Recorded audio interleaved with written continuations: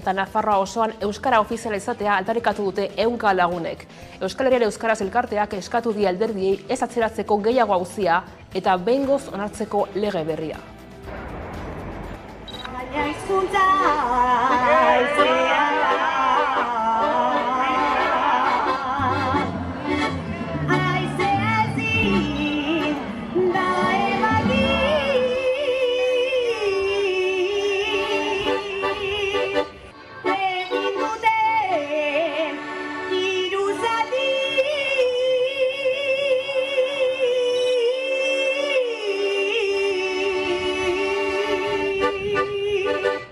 Eta uste dugu gobernu aurrerakoi batek ezin duela beste behin euskararen gaia alde batera utzi eta euskaldunon eskubidea kontutan ez hartu. Beraz, uste dugu badela garaia eta badela ofizialtasuna onartzeko garaia eta datorren legealdia izan behar dela ofizialtasunarena. Aliguaen nabarronumi ezetz benetan, euskaren promozioa deritxoz inpozaketa, inpozatza da euskara legearen mapaketa, bai eredu inpozaketa, gure lurra apurketa. Eta 1.080 euroko gutxieneko pentsio aldarrikatu dute 100 lagunek larunbatean Euskal Herriko pentsiodunen mugimenduak hegoaldeko 4 hiriburuetan egindako manifestazioetan. Ikusi.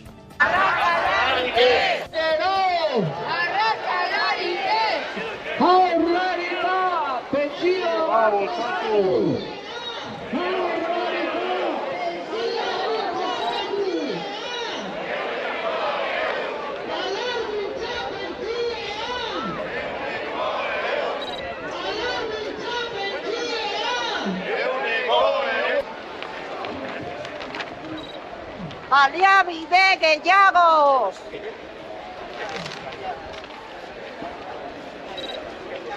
¡Pensiones justas! ¡Empleos dignos! ¡Pensiones justas! ¡Empleos dignos! ¡Pensiones justas!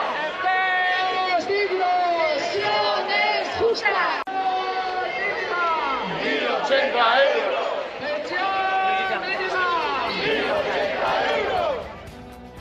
Eta greba egun gehiago iragarri dituzte Bizkaiko zahar egoitzetan. Elak joan den astean abiatu zuen lanuztea eta gaur lab sindikatua batu zaio. Helburua foru aldundiari zaintzak kudeatu eta zerbitzua eskaintzeko eredu berria eskatzea. Aiara. Greba egun gehiago Bizkaiko zahar egoitza pribatuetan labek deituta. Langileek eskatzen dute lan baldintzak zerbitzu publikoekin parekatzea eta baita radio duinak ere. Izan ere, Bizkaiko foru aldundiari erantzunkizuna eskatzen diote lan gatazkan eta zaintza sistema kudeatu dezala eta zerbitzua eskaini dezala exigitzen diote. Egun bizi duten egoera larriaz gainera ohartarazi dute langileek. Bai, azken finean hemen gauz barriro, ez da ezer aldatu, gure egoera terriblie da, jarraitzen dago izeten. Zaintza duin baten eskubide dekogu eta ez gabiz emoten ezin dugu emon, orduen azkenen diputazio da guztionen errudune, privatizazio bat dauen nien ez zinda bermatu, azkenen gure ratizuek ez die duinak, parekatze ba nahi dugu IFASeko residentzia publikoekin eta publifikazio baten alde gauz, eta hemen jarraitzen dugu. Sindikatu bakoitzak norbere aldetik deitu ditu lanuzteak. Esaterako, ELA 14 eguneko greban murgilduta dago eta gaur manifestazioa egin dute Bilbon. Ez da hala, Aiara? Bizkaiko zahar egoitza pribatutako langileek berrirore aldarrikapenak kalera atera dituzte. Elak deituta 50 greba egun baino gehiago egin dituzte eta gainera elak adierazi duenez Bizkaiko egoitzen 180 azpikontratuak dira. Hau da, 156tik 12 soilik publikoak direla.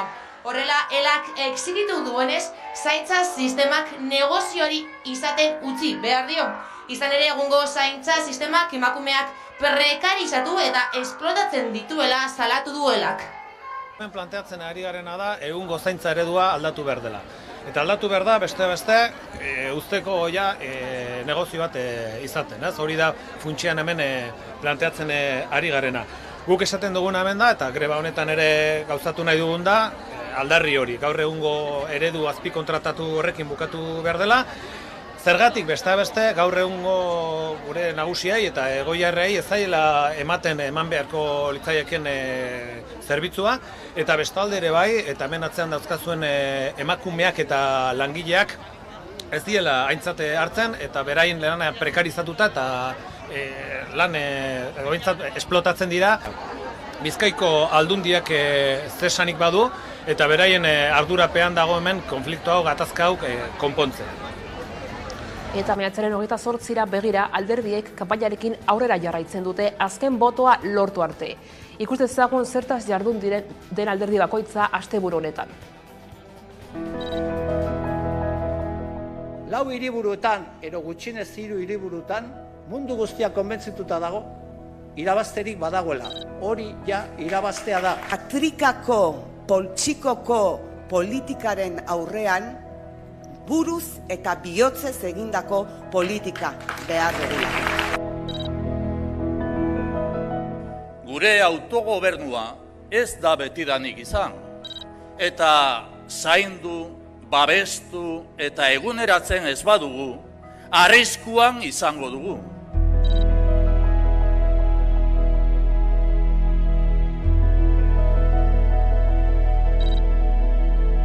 Gure eskubideekin negozio bat egiten ari direla gutxi batzuentzat.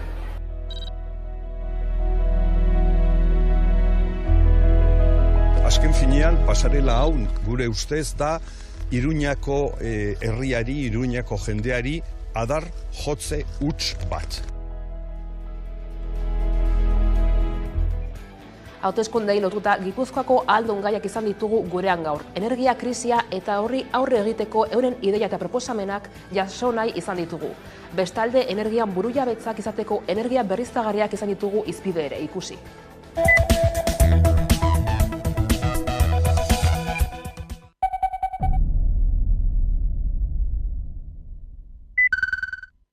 Gipuzkoa oso dependentea da energetikoki, 90% edo kanpotik jasotzen du, ezta? Eta orduan horri irtenbide bat eman behar zaio, hain zuzen ere, gukeu bai lurralde bezala eta baita herri bezala autosufizienteak izan gaitezen. Krisi klimatikoak aurrez aurre jarri digun erronkaren aurrean Euskal Herria Bilduk plan estrategiko oso bat egin du, hain zuzen ere energiari begira eta baita erronka ekosozialari begira. Eta guk argi ikusten duguna da apustua dela energia berriztagarrien aldekoa, bai fotovoltaikoa, bai eolikoaren aldekoa. Alor horretan ikusi da, batipat momentu honetan ikusi denez nolako krisia dagoen energiaren arloan, eta hor hainbat ikerketa egin ondoren guk daukaguna da sekulako dependentzia energiarekiko, sekulakoa, kanpoko energiarekiko. Eta hor ezinbestean etorkizunari begira, berme guztiekin, noski ingurumenaren babesa zainduta eta berme guztiekin behar ditugu. Energia sustatuko duten azpiegitura txikiak, ertainak eta handiak, denak beharko ditugu. Berme guztiekin, berriro azpimarra jartzen eta horretan. Zergatik, gure dependentzia ikaragarria delako, eta dependentzia horrek, zailtasunak sortzen dizkigu, eta nabarmen gelditu da momentu honetan Ukrainiako gerrarekin, eta eduki ditugun arazoekin energiaren ikuspegitik. Horrek eragiten die gure enpresei, eragiten dio gure industriari eta eragiten die danon poltsikoei, pertsona guztiei eragiten die. Beraz, berriro diot, berme guztiekin behar ditugu azpiegitura txikiak, ertainak eta handiak eta apostuak hortik joan beharko du. Krisia oso garrantzitsua da Gipuzkoarentzat, krisi hau eragina handia dauka. Zergatik, gure menpekotasuna oraindik oso handia delako, gizarte bezala eta importantzia dauka ez bakarrik familiantzako, baizik eta baita ere industriantzako. Bidea egin dugula esan dizut eta zer esan edit honekin. Azkeneko 4 urteotan tokiko energia komunitateak bultzatu ditugu eta ia 40 udalerri dauzkate ia bere tokiko energia komunitateak martxan. Horrezan nahi du gure eredua aldatzen ari dela. Gure eredua oso menpekotasunekoa izan da, baina hor autonomia lortu behar dugu. Eta ez bakarrik familiantzako, esan dizudan bezala, baizik eta baitare industriarentzat. Guk industria, ekonomia industriala nahi badugu bermatu, hori ezinbestekoa da konpontzea. Ez bakarrik energia berriztagarriak eguzkia edo haizea, baizik eta hidrogeno berdearen ere bultzaka eman behar zaio, ez? Guk ari gara esperientzia pilotoka egiten baita alor horretan, dakizuen bezala Zubietako azpiegiturari esker, gu dauzkagu hor hidrogeno berdearen pilotoak martxan, eta hori izango da baita ere etorkizunera begira, ez bakarrik eguzkia eta haizea esatu da bezala, baizik eta hidrogeno berdea, eta badaude beste berriztagarriak diren energiak, ez? Eta gero gauza bat, ez da bakarrik tokiko energia komunitateak bultzatzea, baizik eta gu behar ditugu eguzki parkeak, eta behar ditugu baita ere haize parkeak. Eta hori, denon adostasunez, ingurumeneko arauak eta baldintzak bermatuz, baina lata guztik lagundu egin behar dugu hori bultzakada nabarmen emateko. Zuk esan duzu, aukera asko daude eta gure proposamena da, ez zuzen ere, Euskadi bere lurraldea antolatu behartula. Horretarako ingurumen legeak eta trantsizio legeak aitortzen du plan territorial sektoriala egin behar dela, lurralde plan sektoriala egin behar da, bain zuzen ere, energia berriztagarrien inguruan. Jo, ez da bat erresa, aposto handia egin behar da energia berri hauekin, eta berde hauekin, baina egia da gero energia eolikoa ezetebako ezagutzen dugun energia eolikoa azpa handi horiekin hori kalte asko egiten du biztan eta gaina zuhaitza moztu behar dira, eta bar baita hegazki batzukin, orduan kontua handiz ibili behar da, ez da denok nahi duguna etxe aurrean eukitzea. Baina, apostu bat egin behar da, eta seriotasun oso hitz egin behar dugu denon artean, eta jendeari entzun. Eta jendeak ere, pentsatu behar du, zer nahi dugu, bizta ona duki, energia berdea duki, baina egia da hemen baita daukagula, ibai pila bat dauzkagula, itxasoa daukagula, energia berde asko eta desberdin daude, eta ezin dugu aposta bat egin batean bakarrik. Asko daude eta pixkat danak mezklatuta, horre hon berda apostua. Ez da bakarrik, ez da medida estrella bat bakarra eta hortan jarri behar dugu puntua edo midilla, hain berda, danak pixkat landu.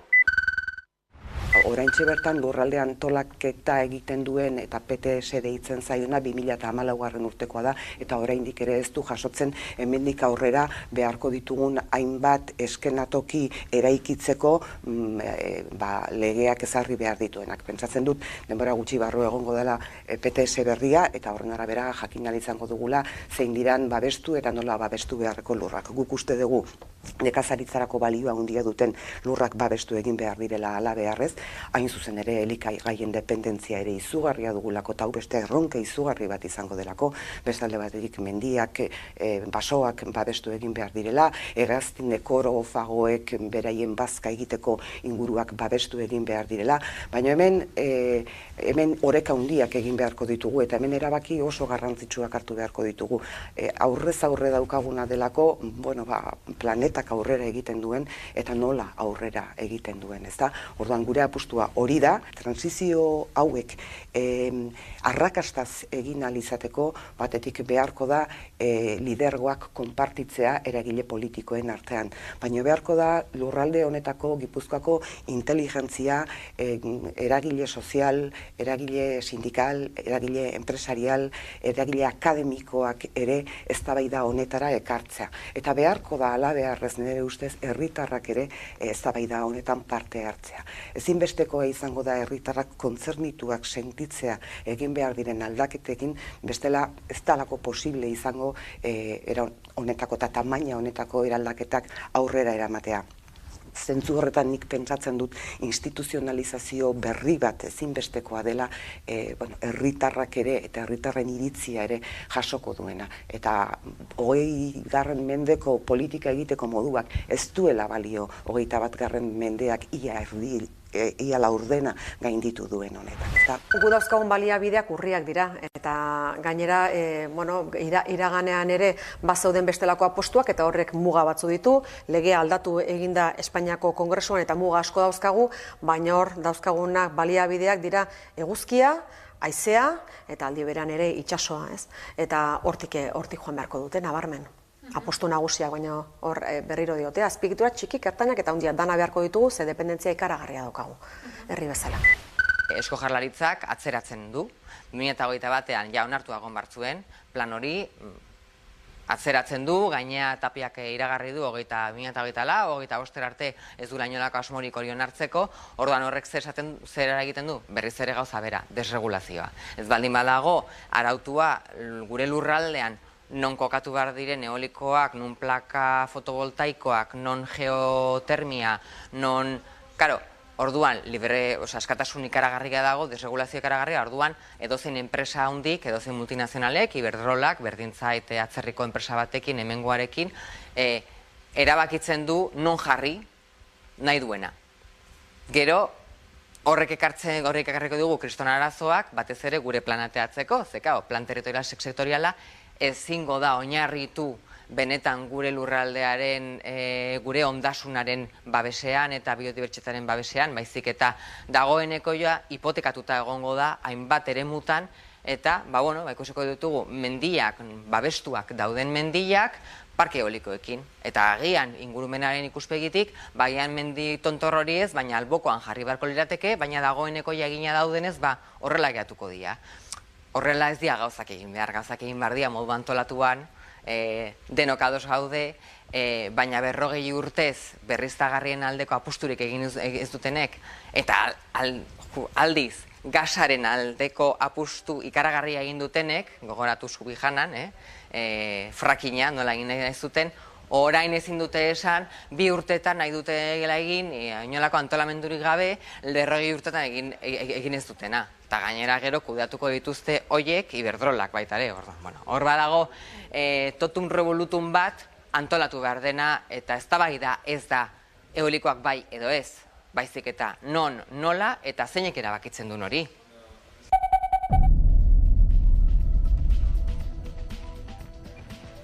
Eta Nafarroan alderdiek agerraldiak egin dituzte ere asteburu honetan.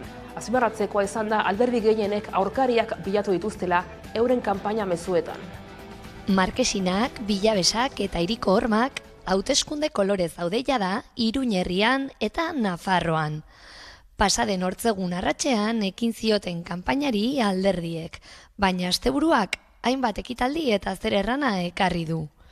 PSOEko txibitek UPNeko bozkatzaileei dei egin die ari bozka emateko. Muchas personas que en alguna ocasión han votado a UPN saben que el Partido Socialista defiende Navarra.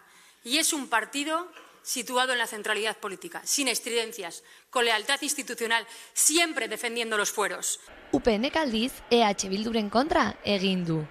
El resto de las formaciones políticas son una franquicia de sus marcas en Madrid o en Bilbao. UPN no. UPN no depende de nadie. Es el único partido que toma las decisiones aquí. Un gobierno del Partido Socialista con Bildu que va a generar más deterioro y más retroceso en Navarra. Eta Bilduk aldiz, UPNeko espartzaren eta eskuinaren aurka jo du. Vosotros, vosotras, sois los mejores, las mejores jefas de campaña después de Esparza, claro está. Gero Abaiko Uxuek PSOEren kontra egin du eta adorea eta balentria eskatu dio alderdiari. Y nos hemos encontrado con que socios de gobierno, socios parlamentarios también, se acochinan un poquito cuando hay que plantar cara ante Madrid. No lo vamos a hacer, no lo vamos a permitir. Alderdien norgehiagoka, maiatzaren 28ko udal eta foru hauteskundeetarako. Bestetik, Labek elkarteratzea antolatu du Gasteizen ama bakarrentzako eskubideak exigitzeko. Martxoaren 8an Espainiako Auzitegik gorenak ebatzen zuen, ama bakarrek 2 gurasok baino zaintza eskubide gutxiago izango dituztela. Hori dela eta sindikatua epaiaren aurka azaldu da eta zapalkuntza bikoitza salatu du.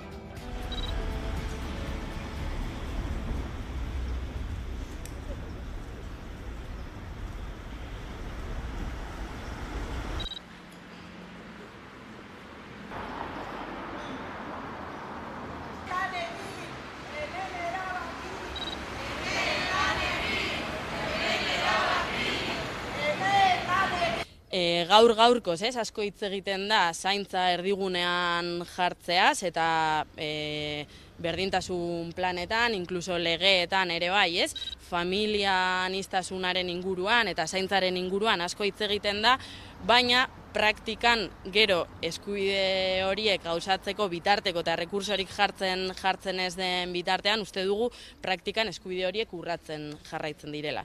Berresten gara borroka sozio-sindikal honetan, uste dugu ezin ditugula gure eskubideak ere auzitegien esku utzi eta jarraituko dugula 12 eskubideen alde borrokan bai epaitegietan eta bai kaleetan ere.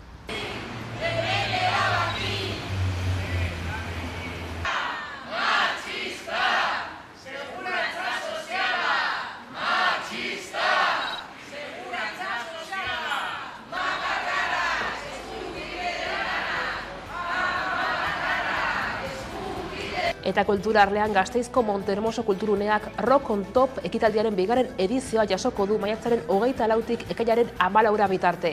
Ekitaldi honen funtsa 2023ko azkena rock festival jaialdian egongo diren taldeei buruzko musika dokumentalak proiektatzea izango da, ikusi.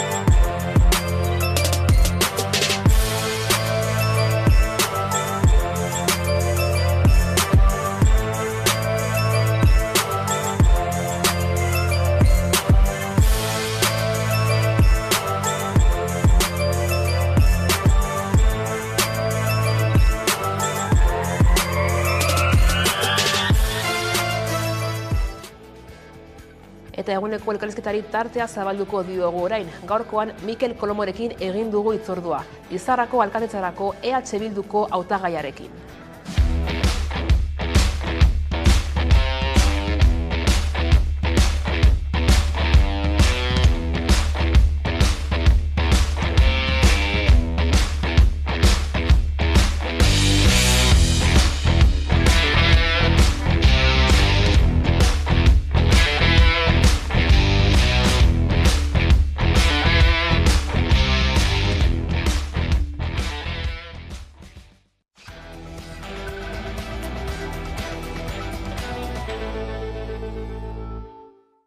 Amabiterdiak iritsita heldu zaigu eguneko elkarrizketa nagusiari heltzeko unea eta horretarako hemen dugu gurekin Mikel Kolomo, Euskal Herria Bilduk hauteskundei begira Lizarrako hautagaia ondetorri.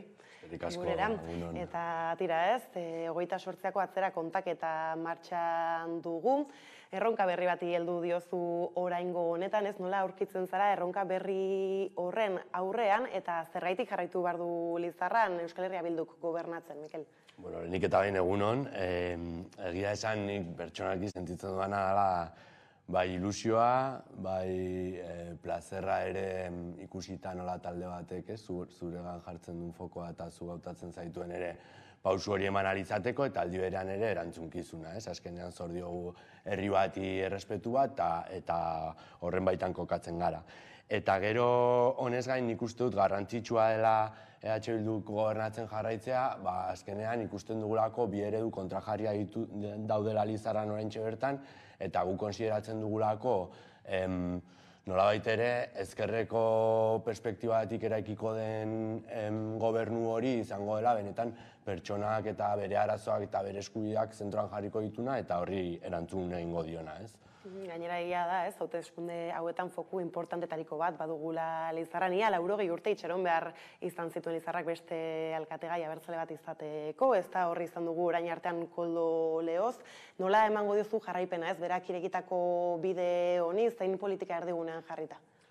Nik uste dut oso garrantzitsua dela baloratzea, orain arte edo orain egin dugun zerrenda honek ze perspektiba duen jarraipen politikaren ikuspegitik, ez? Azkenean, esan duzun bezala, duela 80 urte izan genuen alkate euskaldun bat herrian, ordutik eta duela 8 urte arte egon zen trantsizio oso ilun bat, eta bitartean eraiki zen horri buelta emateko garaia iritsi zen. Zentzu horretan, koldo gidatutako proiektu horrek aukera izan zuen hasteko buelta ematen hainbeste urtetan zehar eragindako egoera horri.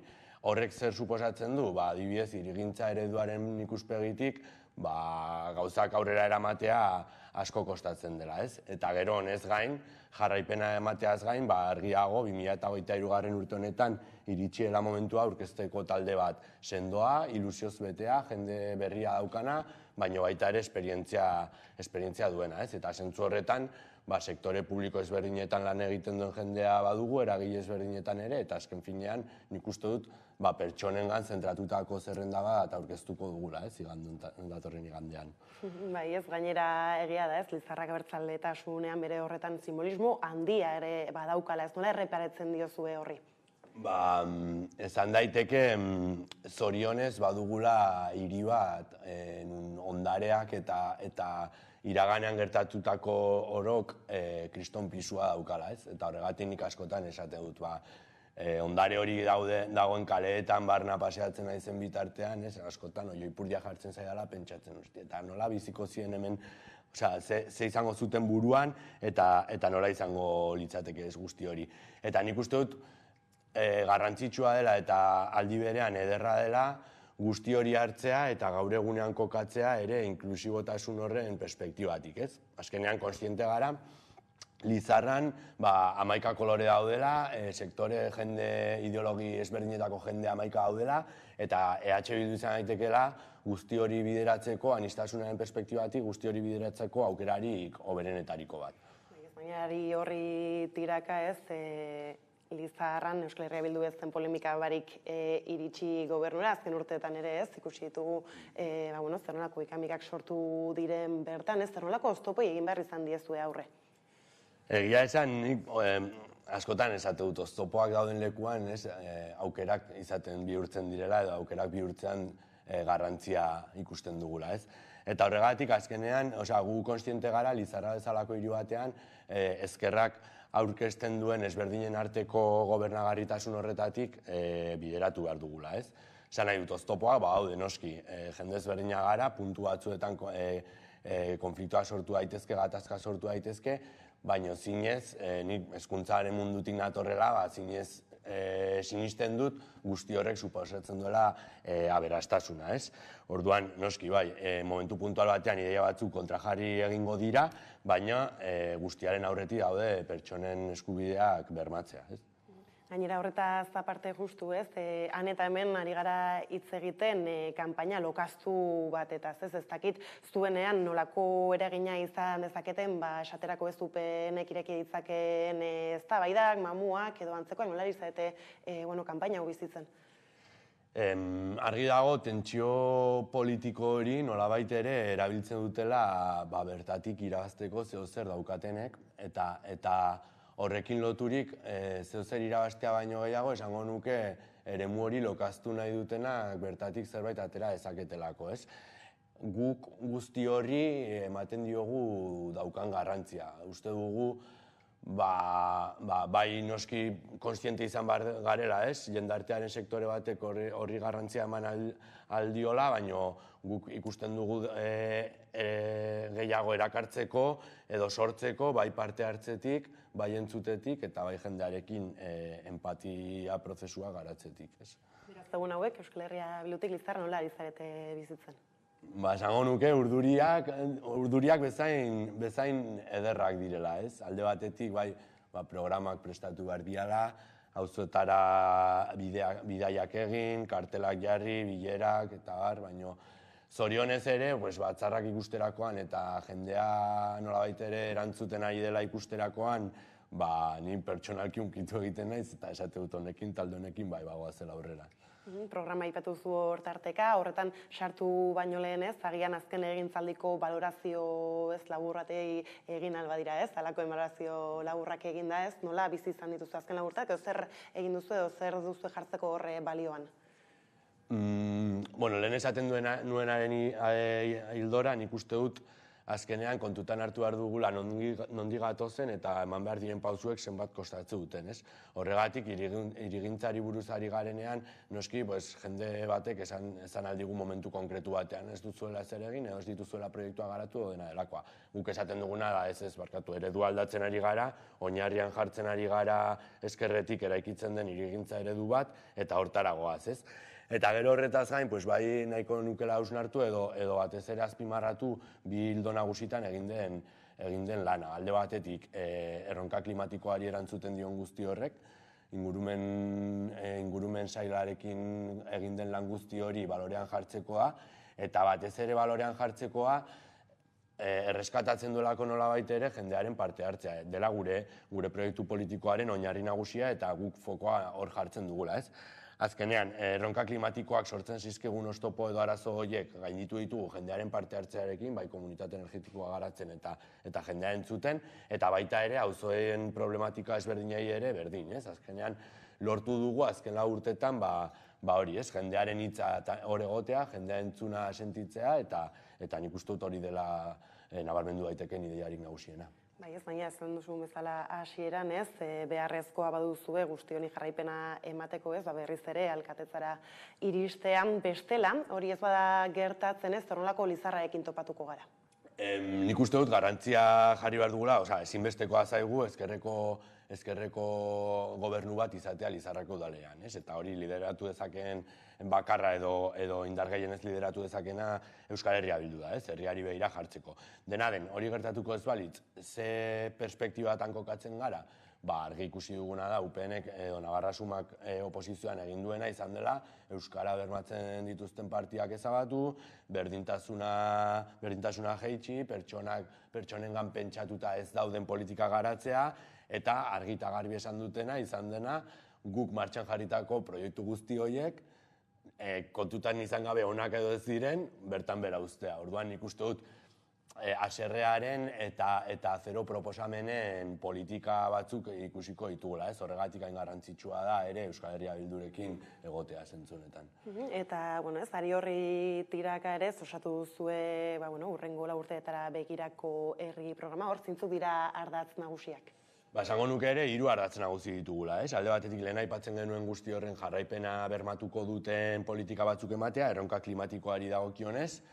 Zentzu honetan badakigu trantsizio energetikoaren prozesu hortan erantzun bat eman behar dela eta gustatuko litzaiguke zinez azken urteetan egin den lanari jarraipen bat ematea. Nola? Komunitate energetikoa garatuz, zona berdeak areagotuz eta gar. Honez gain, pertsonak berriz ere, lehen aipatu duan bezala, pertsonak erdigunean jarriko dituzten politika batzuk garatuko ditugu. Hor ezinbestekoa da, bai osasun etxe berriaren sortzea egitea, eta baita eguneko zentrurarena ere bai, ez? Eta finean, asko hitz egiten duguna, Bildu politika marko orokorretik dela zaintza erdigunera ekartzea politika publikoen bitartez zehaztuz. Honez gain, harrera hiria ere kontutan hartu nahi dugu, zentzu horretan politika, kanpo jatorriko pertsonekiko politikak erdigunean jarri nahi ditugu, baina baita ere kontziente gara 3. erronka gisa aktibazio sozioekonomikoaren afera garrantzitsua dela.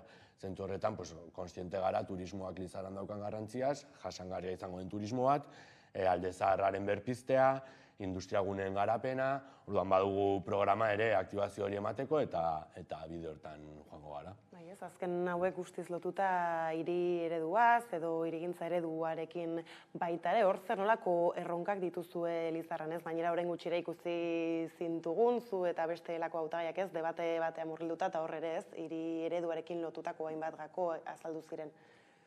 Esango nuke hor, hasieran esan duan bezala, bi ereduk egite dutela aurre, ez? Alde batetik eskuinaren ereduak, zeina definitu genezakeen pelotazo urbanistikoen ikuspegitik, kanpo gunean makrozentroak eraikitzetik, etxe bizitzak inorengan pentsatu gabe egitetik. Hau da, eskuinaren eredua izango litzateke kanpotik sortutako eredu bat barrura begiratzen duena, ez? Eta guk beti defendatzen dugu ezkerreko eredua edo gure eredua dela kontrakoa, ez? Kanpotik barrutik kanpora egingo litzateken eredu bat. Zentzu horretan esaten nuena, ondareak, aldezarrak guzti horri balorean jarri behar dugu eta hortik hasi behar gara. Horrela, esango genuke erdigunea, hiriaren erdigunea berriz sortzea edo berreraikitzea kriston garrantzia daukala. Hor, gazteriaren pentsatutako dinamika politika batzu ditugu pentsatuta etxabizitza batzuen sorkuntzarekin, baita saltokien berregitearekin, ondareari beste aurrera pausu bat ematen, eta noski, bai, guk bilakatu nahi dugu Lizarraren erdigunea leku goxo eta apropos eta lasai bat bizitzeko, baina honez gain, noski konstiente gara, auzoak ezin ditugula aparte utzi, ez? Eta badakigu gainera, eta hola sinisten dugu, hirigintza eredu hortan, auzoek duten garrantzia ezinbestekoa dela. Esan nahi dut, gure parte hartze politiken bitartez lortzen dugu auzokideek, elkarte batzuen bitartez, hitza izatea zuzenean udaletxean. Orduan horrek suposatzen duena da, egutegi bat markatzerako garaian, erraza izatea haiek entzuna sentitzea. Eta hortan sinisten dugunez horretara joango gara. Auzoak bizigarriago egin aipatu zu, gazteei bideratutako politikak baita ere, baina horregia da, bizitasun horretan gazteengan ere, garrantzitsua dela begiratzea. Zer nolako gazteriarekin aurkitzen gara Lizarran, edo zer dago rutxune bezala? Badakigu, askotan kontutan hartu behar dugu, udalgintzatik edo municipalismotik garatzen diren politika badutela muga bat, badituztela epe batzuk, eta esku hartzea izan daitekela mugatua zentzu batean. Hortik, ez dut aitzaki bezala aurkezten, baizik eta errealitate bat asumitzeko modu bat bezala. Noski, 11 politika garatu daitezke ikuspegi horretatik. Eta orduan, zentzu horretan eta hor kokatuta badakigu gazteria prekarizazio prozesu batean murgilduta dagoela aspaldi, eta emantzipazioa bestalde batetik daukala helburu. Orduan, kriston garrantzia da, udalearen esku dauden politikak horra begira jartzea ere. Zentzu horretan, landuina bermatzea ezinbestekoa da. Esaten nuena, gu badakigu landuina bermatzearen aldera, udalak izan dezakeen esku hartzea, izan daitekela mugatua zentzu batean. Baina badakigu ere, enpresa berriek inbertsioak egite dituztenean, baldintza gisa jartzea gazteriaren baldintza duinak izatea lan horretan ezinbestekoa dela. Honez gain, etxebizitzari dagokionez ere, oso garbi dugu, etxebizitza gazteei hurbildu bat zaiola, ez? Eta horretarako guk proposatzen ditugun politika publikoak edo etxebizitza politikak izan behar dira ere gazteei begiratuta, baino ez egoera zaurgarrienean bakari daudenak, baizik eta gazteei orokorrean, ez? Horrek egiten duelako eraberritu zonaldea. Eta noski gero, hirugarren sektore edo hirugarren zati bezala, aisialdira dagokionez, guk nahi dugun gazteria da, politikoki implikatua dagoen gazteria, autogestioaren bitartez garatzen dena, eta hartze dituztenak erabakia beraien gustu eta bere aisiaren baitan. Orduan, hortan, gazte plan bat garatzea beharrezkoa da, baina beti ere, diagnostiko potente batetik, eta ikusita gazteek zer den nahi dutena zentzu horretan, ez? Eta hor, lehentxeago aipatu dituzunen artean, osasun zentro berriez aritu zara, egia da osasungintza badela gizarte honek, eta Euskal Herrian ikusi dugu, zer nola dagoen egoera, dagoen erronka handi bat, zergaitik zentro berriak? Jendeak eskatzen duelako. Jendeak eskatzen duelako, eta batez ere osasungintzan lan egiten duen sektoreak eskatzen duelako, eta hori da garrantzitsuena. Argi ikusi dugu pandemiatik eratorritako egoera horien ondorioz zer suertatu den bai etxe ezberdinetan, bai osasun etxeetan, bai ospitalean, eta bai orokorrean ez osasungintzaren inguruan dagoen espektro guzti hortan. Orduan horrek sortzen duena da behar berezi berri batzu daudela, eta horri erantzun bat eman behar zaio, beharrezkoa diren baliabide pertsonal eta fisikoak jarriz. Gure kasuan, osasunetxea eta eguneko zentroaren sorkuntza dira ezinbestekoak. Badakigu, igual, zentzu batean mugatuta gaudela hori guk egitera, baina Nafar gobernuarekin izango ditugun hartu emanetan, izango guretzat lehentasuna, eta horrela izan da azken urtean ere. Zentzu horretan osasunetxea eta eguneko zentrua gure apostua da Los Llanos parkean garatzea. Hau baita, hiriaren birika, bihotza eta erdigunea, ez?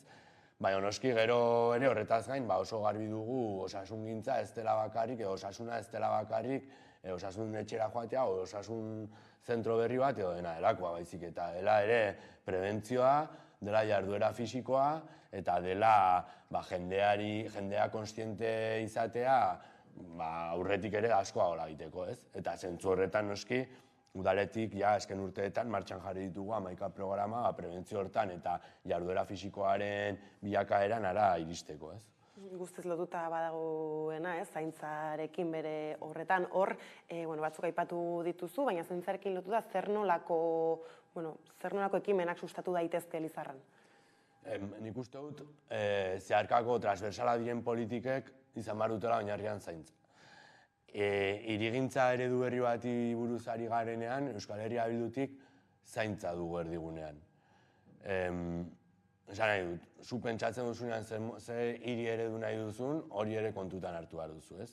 Askotan gertatzen zaiguna guzti hori eramaten dugula praktika batetara, nun ez dugun zentroan jartzen hori, baino guk egin nahi duguna da, hurrengo legegintzaldiari begira apostu bat horretan, ez? Eta horregatik, aipatzen genuen eguneko zentroa edo aurrendako etxeak, badira nolabait ere zaintzan zentraturiko proposamen batzuk. Baina honez gain, ere oso garbi dugu zaintzaileen jarri behar dugula fokoa, ez? Hori orain arte zaintzari buruz asko hitz egin da, baina ez gara iristen zaintzaileen fokoa jartzera. Guk uste dugu proposamen ezberdinak eramaten baldin baditugu, bai gazteriaren ikuspegitik edo aurren ikuspegitik zein hirugarren adineko pertsonen gandik jartzen baldin badugu hor fokoa, hor lortuko dugula nolabait ere zaintzaileengan eragin bat izatea, ez? Baina honez gain oso kontziente gara, zaintzaileen sektore bat, erabat prekarizatuta dagoela, batez ere, kanpo jatorriko pertsonekin lotuta dago baldin badago, eta horrengan fokoa jarri behar dugula, eta laguntza sistematikoak proposatu behar ditugula horretarako, ez? Zenbat eta gehiago bideratu zaintza sistema publiko horuntz, nik uste dut hauen baldintzak ere hobetu egingo direla. Hortaz, apartez, lehen ere balorazioan, azken legegintzaldiko balorazioan sartu zenean, krisi klimatikoari aurre egiteaz aritu zara, hor proposatzen duzuena da justizia sozialetik heltzea gai honi nola egiten da hori, eta nolako harrera izan dute, lehenxago ere aipatu dituzun politika horiek, honekin lotutakoek herritarrengan, askotan agian badairelako gai batzuk ez dutu lainbeste menperatzen. Bai, eta aitortu behar dut ere, niri ere horrela gertatu zaidala. Eta azken hilabetetan eta azken urteetan, azken hilabetetan batez ere ikasi dudan horren inguruan izan dela, bizitza osoan ikasi dudana, baina baiago. Argi dago, azken urtean gertatu zen guzti horrekin, energiaren konsumo eta sorkuntzaren dikotomia hortan birplanteatze bat eman behar dela, ez? Hori fokoan edo erdigunean jarri behar dugu. Trantsizio energetiko bat eman behar da, eta iraultza energetiko bat ere nolabait gertatuko da. Orduan, guk aurrera eramaten dugun politika, batez ere berriz ere eskuinarekin loturiko ereduarekin kontrajarria dagoena, izango da, udalaren zerbitzua jartzea herritarrengan begira. Hor, komunitate energetikoek kriston garrantzia dute, ez? Eta udalak egin behar duena da, komunitate energetikoen sorkuntza horretan, laguntza eskaini, akonpainamendua eman, eta prozesu horiek bizitu. Azken bi urtetan izan dugu horrelako dinamika oso bat Lizarran, sortu dela horrelako komunitate energetiko bat, eta gondena da esaten nuena, ez? Akonpainamendua udaletik, baina baita ere baliabidea jartzerako momentuan. Zer da egin duguna? Gu ditugun eraikin publikoetan, saiatu gara fotovoltaika plaka jartzen horrelako proiektua garatzen, eta bertantik sortuko den energia herritarrengana bideratzen. Herritarrak dira horren inguruko erabilpena egingo dutela, baita eraikin publikoak ere. Zorionez, zoritzarrez beharrean, zorionez esan nahi du, ze badugu hirigune bat oso ondarearen perspektibatik oso garrantzitsua dela, eta lege perspektibatik muga batzu sortze dituena. Horregatik, pentsatzen gaudeia nola egin dezakegun, esan nahi dut ezin dielako plaka jarri etxe bizitza askotan, ondare patrimoniala dituzten kale hauetan ezin dira jarri, eta bar. Orduan, zer da pentsatzen nahi gana, nola garatzen ditugu kanpoaldean egongo diren zonaldeetan, gero barruan etekina atera izateko, ez? Eta badugu plana, baditugu pare bat eraikin horren dituguna jarri plakak, parkin bat estali, eta bar. Eta gero ez gain bestaldetik ezinbestekoa dena dela zona berdeen mugitzea, handitzea eta sortzea. Eta hortan ere berriz ere itzultzen naiz, Los Llanoseko proiektu horrek edo planaren eraberritzea daukan garrantziaz. Tira ez, aipatu ditu programaren puntutariko batzuk, gehiago ere badaude, aipatu dituzu tarteka horrez, harrera herria izatarena, tokiko merkataritzan, bueno ez, kuriositatea baduenak, sardaidila ez, izan ere hor, oso txukun, azaltzen zailtzen bezala ziurrenik gai horietara ere ez, ganoraz iritsiko zarete, baina guzti hau eta aipatzen zenuen hasieran parte hartzan oinarrituta ez, egin gura duzuela, zer inportantzia du horrek eta nola egin daiteke? Guretzat ezinbestekoa parte hartzea, herritarren parte hartzea, herritarrak aktibo bilakatzea eta herritarrek ere erabakiak hartzea. Aurreko asteko eztabaidan, gainontzeko egin ginen eztabaida hortan, zirudien batean mundu guztia zera parte hartzearen vanguardia eta parte hartzea aurrera eman zuen hori. Eta esaten genuen, guretzat kriston ospatzeko motiboa da, hau eztabaiderako gai bat izatea, zergatik, azkenean gure eredua da hori. Duela 8 urte iritsi ginenean ez zeuden auzo kontseiluak, ez kontseilu sektorialak, ez aurrekontu parte hartzailea, guzti hori martxan jarri dugu. Hori, orain jendeak badu aukera, udal ordezkariekin urtean 3-4 aldiz goteko, hitz egiteko eta eztabaidatzeko. Baita kirol eta kulturaren perspektibatik, esan nahi dut, kirolaren inguruko aurrekontua garatzen direnean, kirol taldeak elkartzen dira mailan, erabakitze dute, eta hartzen dira aldiren neurriak, beti badaude muga batzu, baina hori da garrantzitsuena. Eta politika guzti hauen jarraipena ezinbestekoa da guretzat. Herritarra edo hiritarra izan behar da, beraien inguruan gertatuko diren gauzen, aktibo, erabakigarri, eta hori, beraiek izan behar dira hor egon behar direnak.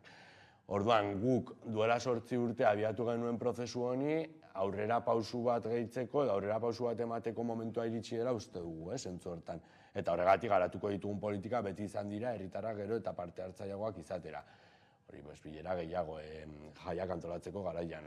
Gaur egun auzo guztiek eskatu dute haien jaiak antolatzea eta guretzat hori kriston pozgarria da, ez? Bai, ez azken finean egiteko beste modu batzuk ez mai gainean jartzea eta zentzu horretan ez Nafarroari ez bere osotasunean begiratuta aldaketa handiak iritsi daitezke edo aldaketa prozesuak martxan dira Lizarratik ez Nafarroara begira nolako ekarpena egin aldiozue horri? Nik uste dut, eta hau zoriontzekoa da, eta ez da bakarrik Euskal Herria Bilduk Lizarran egin duen lanaren ondorio bat, baizik eta esango nuke Nafarroan eman diren aldaketen ondorio bat izan dela boterean egon den jendearekin harreman horien naturalizatzea, ez?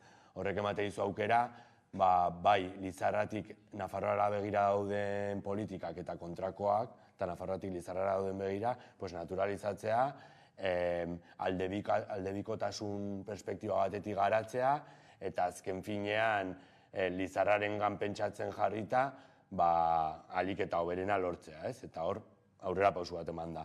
Eta noski nola ez, Laura azkenean, Laura Aznar Nafarroako hautagaia Lizarraldekoa da, berarekin batera eta zonaldeko herriekin duela 8 urte zabaldutako prozesu hori beste pausu bat eman nahi diogu, batez ere ulertuta Lizarra zonaldeko hiriburu gisa, baina batez ere ulertuta Lizarrarentzat ondo dagoena Lizarraldearentzat ona izango dela eta Nafarroarentzat ona izango dela eta kontrakoa, ez? Lizarraldean gertatzen den guzti hori Lizarrarendako ona izango dela.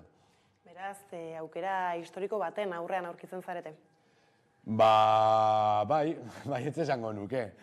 Esango nuke alderdi popularraren agerpen indartsu horrek aukera lehio bat zabaltzen digula, aukera historiko bat, Lizarran duela 8 urte abiatu zen prozesu horren aukerak egonkortzeko, baina baita ere beste aurrera pausu bat emateko, ez? Azkenean ikusten dugu eskuina nolabait zatituta aurkezten baldin bada, guri ere aukerak emango dizkigula hauteskundeak irabazteko, zerbait historikoa litzatekeena, eta gero beste berriz ere, honez gain, Nafarroari begira ere pausu bat eman behar dugula argi dago, ez?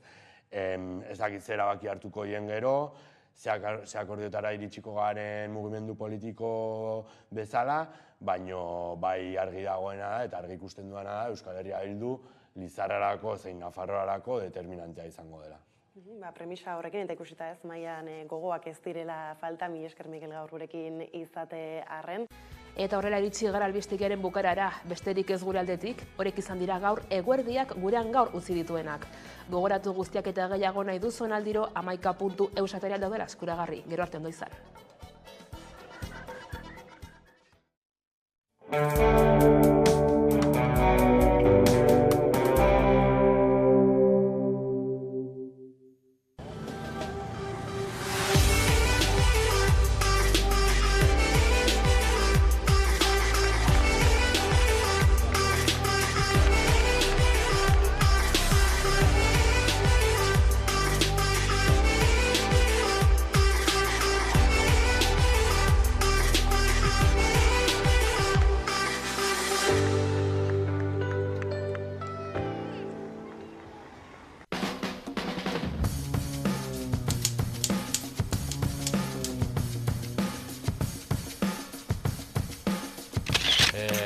Zaila itezatik talde bakarra aukeratzea eta aukeratu da azkenengo hilabeteetan, azkenengo urtean pixka deskubritzen ari nauken unibertso musikal berri bat niretzat leheno azaletik ezautzen iana eta pixka gehiago sartu nauk eta Coil taldea aukeratu diat, Coil. Inglaterrako 80. hamarkadako musika esperimentala.